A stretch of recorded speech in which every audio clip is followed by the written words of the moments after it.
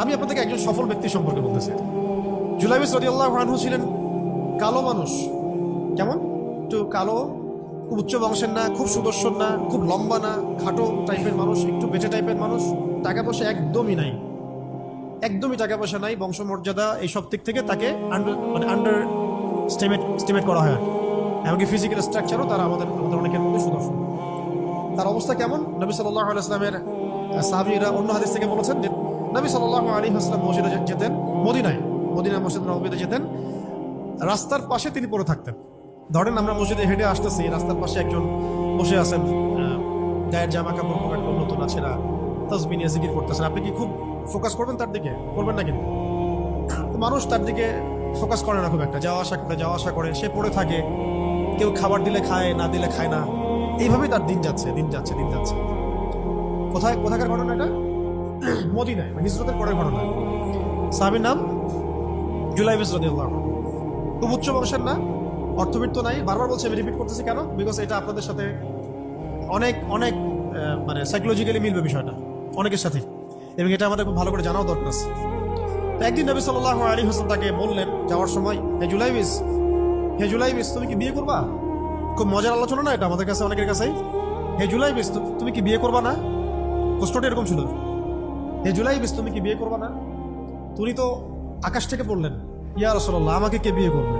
আমার না আছে চেহারা সুরত, না আছে আমার বংশমর্যাদা, না অর্থ, আমি কিভাবে বিয়ে করবো? কে মেয়ে দিবে আমাকে? কে আমাকে মেয়ে দিবে?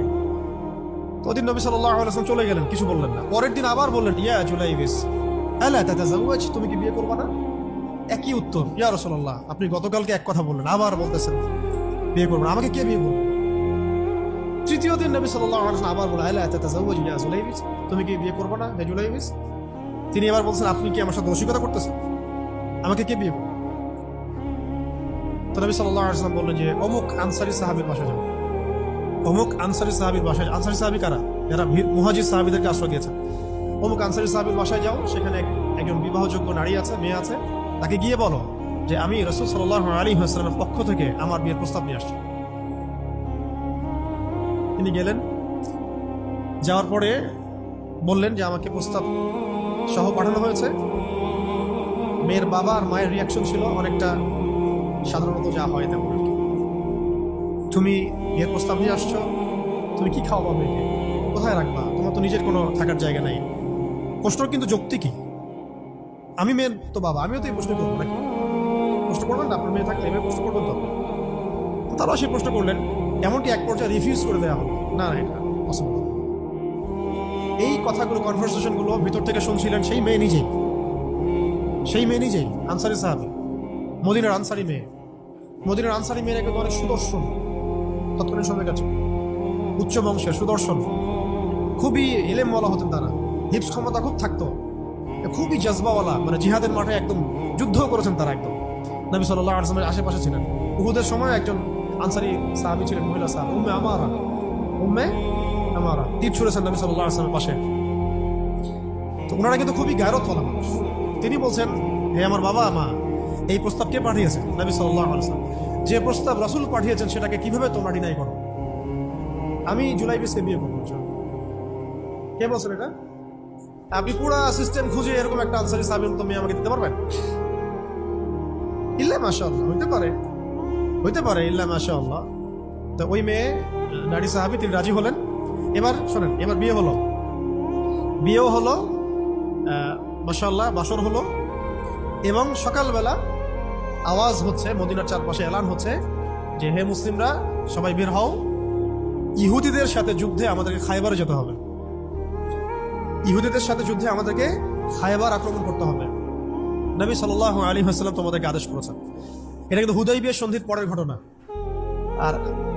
আর ইহুদিদের সাথে আমাদের বেশ কয়েকটা যুদ্ধ হয়েছে, বনু কুরাইজার সাথে, বনু কাইনুকার সাথে, বনু নাজিরের সাথে, এবং ফাইনালি খায়বারে এদের সাথে।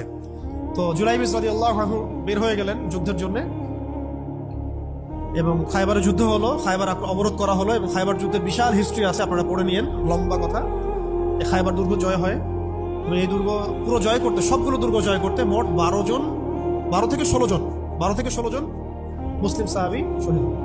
12 থেকে 16 জন বা 18 জনের মতো আর এই ফিগার, এইটুকুর মতো 12 থেকে 16 বা 18, এত কম সংখ্যক সাহাবী শহীদ হয়েছে। খায়বার যুদ্ধ জয়। আর ইহুদিদের তো বহু ইহুদি মারা গেছে, এবং খায়বার বিজয়ের পরে মুসলিমদের আর্থসামাজিক যে অবস্থান, মানে টাকা পয়সা, ল্যান্ড, গনিমতের মাল প্রচুর বেড়ে গেছে। এখন নবী করিম সাল্লাল্লাহু আলাইহি ওয়াসাল্লাম শহীদদের লাশ তালাশ করছে, কোথায় কোথায় শহীদরা আছে, তাদের মানে কবরস্থ করার প্রসেসিং হবে। উহুদ যুদ্ধেও তো হয়েছে না, ওই রকমই প্রত্যেকটা যুদ্ধেই তো এটা হতো। তো লাশগুলো তালাশ করতে করতে করতে করতে করতে একটা কর্নারে গিয়ে তিনি দেখলেন সেখানে জুলাইবিস রাদিয়াল্লাহু আনহুর লাশ পড়ে আছে। কার? জুলাইবিস রাদিয়াল্লাহু আনহুর লাশ পড়ে আছে, যার ব্যাপারে আমি গল্পটা বলছি আর কি। এবং তার গায়ে অসংখ্য তরবারের দাগ, ক্ষতবিক্ষত অবস্থা, এবং তার আশেপাশে মোট 1 2 3 4 5 6 7 8 9 জন ইহুদির লাশ পড়ে আছে। ছোট সাহাবী, বলেছি আকৃতিতে ছোট, খুব উঁচু বংশের না, অর্থ সম্পদ কম, দেখতে সুন্দর না। গতকাল বিয়ে করেছেন, কেউ তাকে বিয়ে দিতে যাচ্ছিল না। তার এক পাশে কয়জন ইহুদির লাশ? তার পাশে মোট 9 জন ইহুদির লাশ পড়ে আছে, মাঝখানে তার লাশ ক্ষতবিক্ষত অবস্থায়। এই অংশটুকু আপনারা পড়ে নিয়েন, পড়লে আরো ভালো ফিল করবেন, একা একা পড়লে আরো ভালো ফিল করবেন। নবী সাল্লাল্লাহু আলাইহি ওয়াসাল্লাম নিজে তার কাছে গেলেন। হাদিসের মধ্যে আসছে, সিরাতের কিতাবের মধ্যে আসছে, নবী সাল্লাল্লাহু আলাইহি ওয়াসাল্লাম নিজে তার কাছে গেলেন। যাওয়ার পরে তার যে মাথা, সেই মাথার পাশে নবী সাল্লাল্লাহু আলাইহি ওয়াসাল্লাম বসলেন। বসার পরে নিজের হাতে জুলাইবিস রাদিয়াল্লাহু আনহুর চেহারা থেকে এরকম করে ধুলাবালিগুলো সরান নবী সাল্লাল্লাহু আলাইহি ওয়াসাল্লাম। তার গা থেকে রক্তগুলো আমাদের নবী সাল্লাল্লাহু আলাইহি ওয়াসাল্লাম মুছলেন, আদর করলেন। চুলগুলো ঝাড়লেন। দৃশ্যটা চিন্তা করেন, তার চুলগুলো তিনি ঝাড়তেছেন, চেহারা থেকে রক্তগুলো মুছতেছেন। কে? নবী সাল্লাল্লাহু আলাইহি ওয়াসাল্লাম। তার চেহারা ধুলাবালিগুলো মুছতেছেন।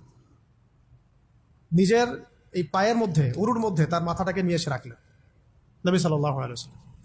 রাখার পর এভাবে আদর করতেছেন। আর এরপর উপরের দিকে তাকালেন, তার জন্য তো দোয়া করলেন। উপরের দিকে তাকালেন, তাকে চোখ নামায় নিলেন। সাহাবা একরাম তো আশেপাশে আছেন অনেকেই, বললেন যে ইয়া রাসূলুল্লাহ, আপনি এমনটা কেন করলেন, চোখ নামায় নিলেন কেন?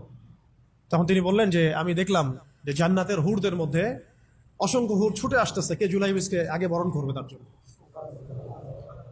তিনি নিজে কাঁদলেন, জুলাইবিসের জন্য নিজে কাঁদলেন, নিজের হাতে তাকে এইভাবে উঠালেন। তিনি ছোট মানুষ ছিলেন। এরপর 2 হাত দিয়ে তাকে উঠালেন, উঠাই নিজের হাতে তাকে দাফন করলেন।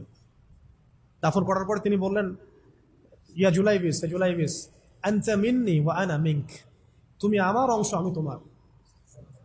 হে জুলাইবিস, তুমি আমার, আমি তোমার। হে জুলাইবিস, তুমি আমার, আমি তোমার। এই কথাটা বললেন কে? নবী সাল্লাল্লাহু আলাইহি ওয়াসাল্লাম। এখন আপনাদেরকে আমি সাফল্যের মানদণ্ড